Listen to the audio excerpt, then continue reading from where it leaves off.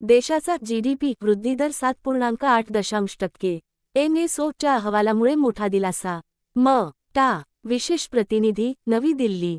चालू आर्थिक वर्षाच्या एप्रिल ते जून या पहिल्या आर्थिक तिमाहीमध्ये देशाचा जीडीपी 7.8% झाला आहे.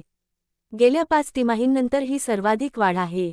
अमेरिकेचे अध्यक्ष डोनाल्ड ट्रम्प यांनी आयातशुल्क वाढवूनही भारताच्या निर्यातीत परिणाम होण्याची शक्यता व्यक्तवली होती, मात्र ती सध्या तरी खोटी ठरली आहे.